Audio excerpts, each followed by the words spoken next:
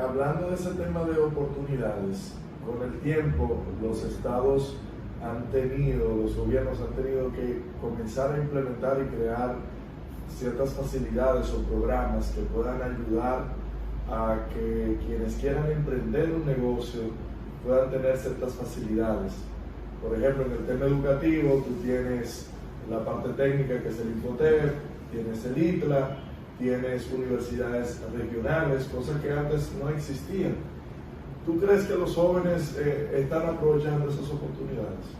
Mira, hay más oportunidades, desde luego, en los años que yo me tocó comenzar carrera y todo eso. Ahora hay más oportunidades, pero creo que no son suficientes todavía como para apoyar un nuevo emprendimiento. Hay jóvenes talentosos que tienen ideas, que ideas son brillantes, pero en el momento no tienen los recursos y todavía no ha llegado el momento en que tú vayas con un proyecto bien elaborado y vaya a un banco y el banco te preste sobre ese proyecto, porque no están dadas las condiciones, porque las reglamentaciones sobre todo que tienen los bancos para prestar, que la gente piensa que son los bancos, pero es la superintendencia de bancos que tiene unos mecanismos que no son tan fáciles para entrar y accesar a esos fondos.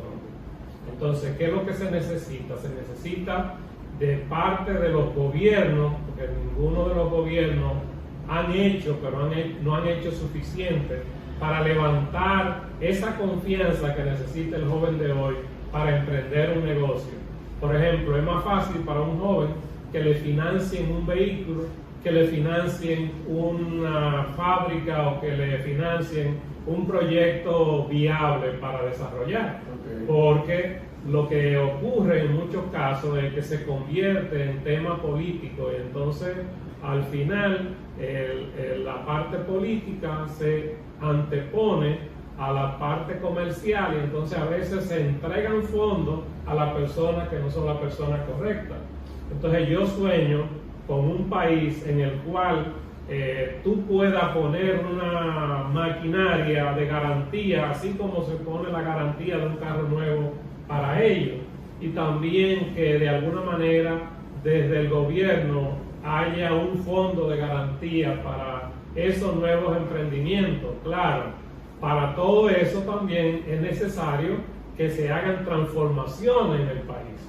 Esas transformaciones, la primera, la número uno que tiene que haber es que se necesita un ministerio de MIPYME en el país, porque aquí está mezclado lo que es el Ministerio de Industria y Comercio MIPYME. En esa estructura no se van a desarrollar las MIPYME porque los intereses son diferentes. Claro. Entonces, ya con un ministerio de MIPYME se pueden lograr este tipo de cosas y se pueden ayudar a ese joven de hoy que quiere emprender, que yo le digo que sí se puede, porque yo lo hice, por eso yo decidí contar mi historia en un libro de 11 capítulos con 11 pasos, donde yo cuento cómo lo hice y yo hoy tengo un negocio que no se lo heredé a nadie. O sea, yo tuve que trabajar primero para luego crear los recursos para que poder desarrollar el negocio, primero producirlo. ¿Qué hubiese pasado si yo, en vez de comenzar a los 45 años, que tuve que esperar a los 45 años para independizarme, si yo, una vez terminada mi universidad, hubiese hecho un proyecto y lo hubiera comenzado en esa época todavía con fuerza? Claro. Que es lo que yo pretendo con todo esto, poder influenciar a los jóvenes que no dejen de soñar, que sí se puede, que hay mecanismos. Y eso es lo que yo les pongo.